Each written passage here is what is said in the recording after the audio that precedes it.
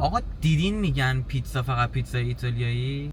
امروز اومدیم تست کنیم ببینیم ایرانیش قوی تره یا ایتالیایی. ایرانی برو بریم.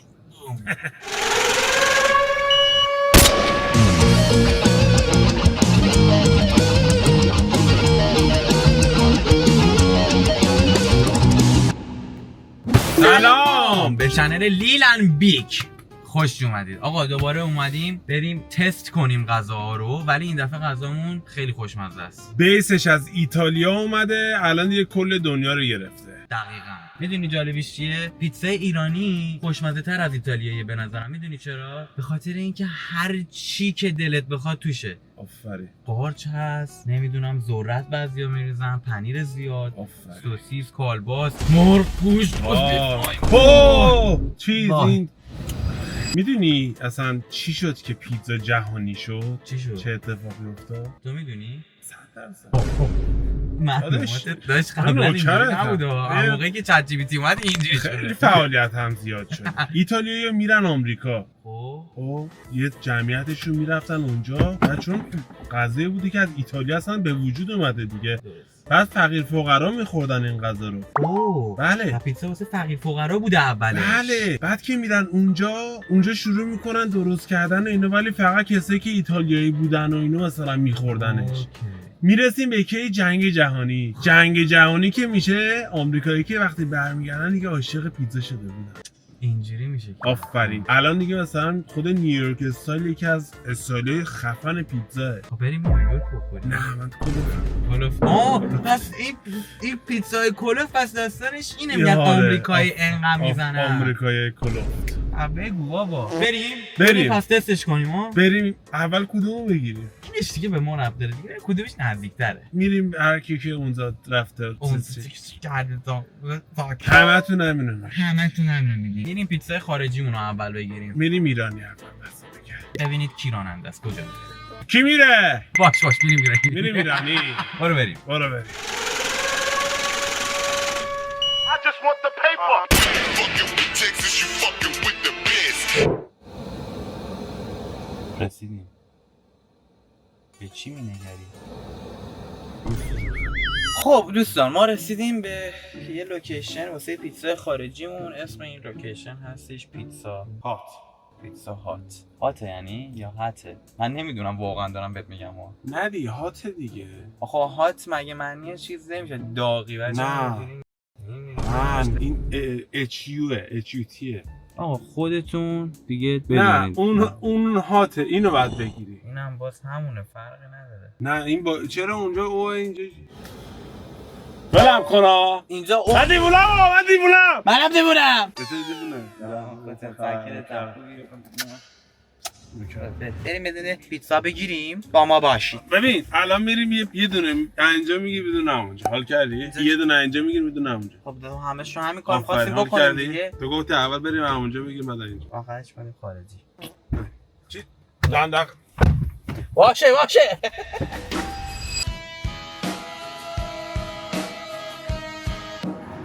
این بستنی هم داره. با پیتزا من شنیدم بستنی خیلی هم.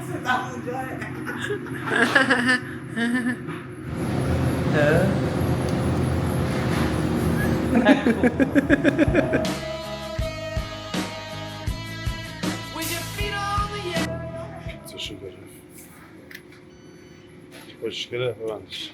چرا باز میکنی که آقا ببندم؟ خواستم با بچه ها نشون بدم. بعد هم بهشون نشون میدم. نمیتونم. خب آقا اونجایی که دوباره طول میکشه طبق معمول پیتزای ایرانی، ما داریم زنگ میزنیم بهشون. اسمش روزدیرو که بچه‌ها یکی از بهترین پیتزای ایرانی رو داره. به نظر من همیشه نظر تو باید باشه تو این وقت. خب ببینم چه جوری میخوای باهاش این دفعه حرف بزنی. سلام، وقتتون بخیر باشه. یه اوردر داشتم، پژ پیتزا می‌خواستم. سایز داره؟ نه همشون یه سایزه. 10 اینچی و 8 سایزیه. متشکرم. میشه فقط اکسترا ولدان بشه؟ بله. فقط میشه آویشن تکات هم داشته باشم؟ داخل پیتزا گذاشته میشه. بیشتر بذارید پس. ممنونم. سس هم میذارین همون سس خودتون؟ همش داخل پیتزا گذاشته میشه. ممنونم. قرمز داخلش گذاشته میشه. اون سس سفیدی که دارین؟ اینا لطفاً اینجا اومدید ترتیب کنید لطفاً. باشه خودتون خواستید پس دیگه. خدا نگهدار. خودش خواست. همین اونجا هم سس خوندن. ببین زیاد مصرف نداشت دختره. فکر کنم شلوغ بودن. از در پشت و بریم یواشکی پیتزا رو بگیریم بریم بیرون. وای چرا اینجوری جواب تو داد ولی؟ دیدی؟ حالا بریم اونجا بریم دعوا. آقا اصلا پیتزا خارجی خیلی خوبه. نخورده. اون چیه؟ داره گرفتم. آماده ای؟ وای اصلا تفاوت رو میبینی؟ این بیفته دست ما. به قول من انقدر میزنم از خون بالا بیاریم. آقا ما خواستی بریم تو ویدیو بگیریم ولی چون خیلی سرشون شلوغ بود امکان پذیر نبودش. برای همین گفتیم که دیگه از بیرون بگیریم و الان داریم میریم بخوریم برات. دروغ میگی. میدونی چرا نرفتیم توی؟ چون اخلاقش خیلی پشت تلفن اومد بود. شلوغ هم بود. خب یه نفر کلا بودش. بنده خدا داشت اذیت می‌شد. اینجوری سرور. میدوید میرفتیم میرفتیم. آره ما ولش کنیم بنده خدا رو ما هم می‌خوایم اینجا ویدیو بگیریم حالا خودشو درست کنه و اینا. آره سخت دیگه دیگه. خیلی سختش. بگیره حالا خودشو درست کنه ولش کنیم بنده خدا. آره دیگه خیلی سختش. الان می‌خوایم بریم یه جا براتون بخوریم. میریم میخوریمش. بریم بخوریم؟ همش تو تا هم می‌خوری؟ فکر نکنم.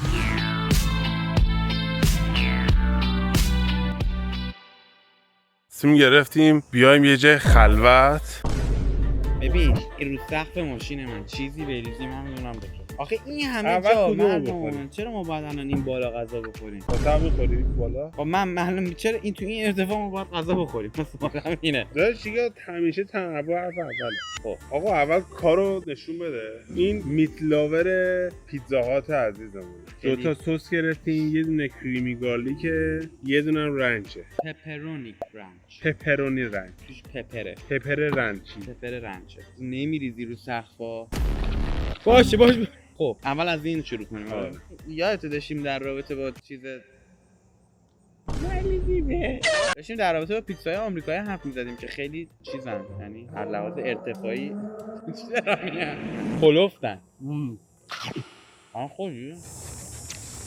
پنیره فقط. من فقط پنیر و نون حس می‌کنم. ببخشید فقط پنیر و نونه. من کلا پپرونی دوست ندارم. کلا پیتزا پپرونی حال نمی‌کنم. پپرونی یکم چون شیرینه. یه دونه دیگه بخورم شاید.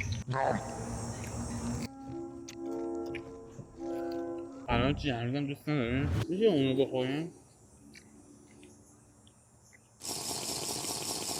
هم میخوری؟ وای این کاره حاجی، این خدایی بسته. ببین واقعا کار این کار ایرانی. این کار ایرانی. همیشه حرف اولو میزنه. برم تو کار آویش‌بازی. آره برید دیگه. از اونجایی که تو عاشق آویشی. کار پیتزا ایرانی چجوری به وجود اومد؟ من میدونم. بگم؟ بگو. ببین من چون تو ایتالیا که من بزرگ شده بودم، از بچگی خب من تو ایتالیا بزرگ شدم، معمولا روی پیتزا سس نمیریختن و خیلی نشانه بی احترامی بود که روی پیتزا سس بریزی و اینجور داستانا. ریختی دیگه خب مجبوریم بخوریم. ایتالیایی. چون الان نه ما تو ایتالیاییم، نه ایتالیایی نیستیم، نه پیتزامون ایتالیاییه. باشه آقا تموم شد دیگه. فکر کنم هر کاری بخوایم بتونیم. اینو میخورم سلامتی سابامون. امیدوارم اینجای 10 تا 20 اضافه شده باشه. واقعا امیدوارم چون کاست ویدیو داره میره بالا. من میخورم.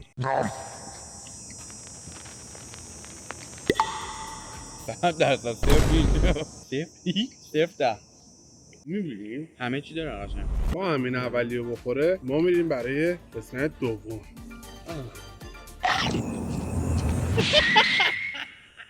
واقعا خفن. علاوه کوالیتی متریال واقعا بخوام بگم اون مزه فرش بودن همه چیز توش احساس میکنی. همه چیز تازه است. بعد داغ هم هست. معلومه که این پیتزا رو با حرارت بالا درست کنه. نه بابا هر کی رد میشه یه نگاه به ما میندازه میگن این گاوا پشت وانت نشستیم داریم پیتزا میکنیم.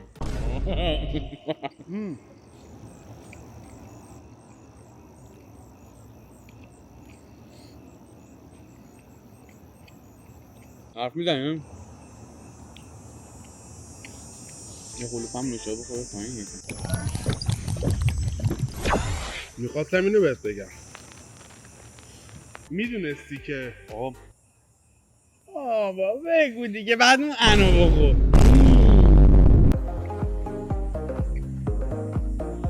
بچه واقعا من معذرت میخوام. رو سختشو نداره هیچی نمون. حتما اینو دارم ولی خب نوش جونت. 3 تا اسلایس مونده بچه. الان شد 2 تا. جای پولیا عرب واقعا حالا. قرار بود بیاد نیومد. می‌خواستیم یه ویدیو بگیریم گرون‌ترین رستوران تورنتو با پوچی. با پوچی. نیومد.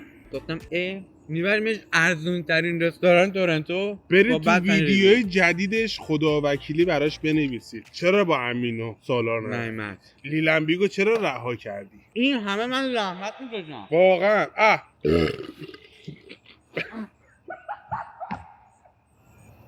عصبی شدم. به من حرف بدید، منم آدمم. اما از این زحمت می‌کشید. وای اصلا حالم بد شد دیگه نمیتونم غذا بخورم. چرا؟ خیلی کلوف بود آجی.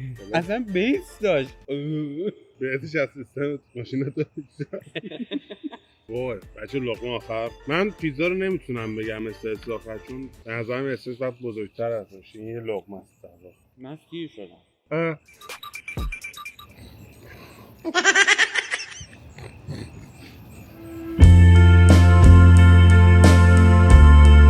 جان مادرم من تا حالا ورژن اینو اینجوری ندیده بودم. یعنی میخوره اینجوری چه ندیده بودم بخوره. کامل میخوره. یه اسلایس رو توی لپش کرد. من شعارم اینه که تاتم میخورم براتون. همیشه هم میخوری برام. تاتم.